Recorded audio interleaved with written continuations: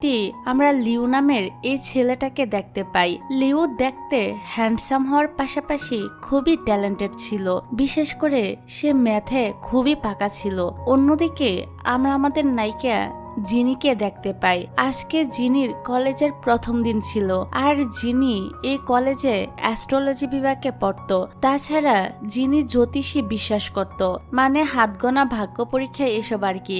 আর তার হাতে যে মাছটি ছিল, জিনি মনে করত এই মাছটি তার জন্য খুবই লাকি, আর মাছটি তাকে সবসময় পথ দেখায়। অর্থাৎ মাছটি যখন যেদিকে মুভ করত, জিনি মনে করত সেটাই তার আসল পথ। আজকেও সে তার মাছের দেখানো পথ অনুসরণ করেই যাচ্ছিল, কিন্তু যেতে যেতে সে দেখে তার সামনে তো আর কোনো রাস্তাই নেই, বরং বড় একটি দেয়াল রয়েছে, যার অপর পাশেই তার স্কুলটি ছিল। আর আমরা তো আগে থেকেই জানি জিনির ভাগ্য গণনা বিশ্বাস করে, আর সে এতটাই অন্ধবিশ্বাসী ছিল যে সে এখন চিন্তা করে এই দেয়াল টপকেই তাকে আজকে ভিতরে ঢুকতে হবে। কি একটা অবস্থা একবার ভাবুন, সে মাছের দেখানো পথ অনুসরণ করার জন্য দেয়াল টপকে ভিতরে ঢুকবে, কিন্তু গেট দিয়ে ঢুকবে না।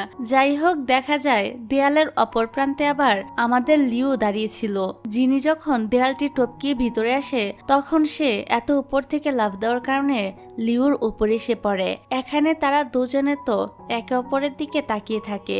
ঠিক তখনই টিচার তাদেরকে এই অবস্থায় দেখে ফেলে, আর এভাবে দেয়াল টপকে আসার জন্য বকাবকি করতে থাকে যে স্কুলে এত বড় একটা গেট থাকার পরও তোমরা এভাবে কেন স্কুলের ভিতরে ঢুকছো।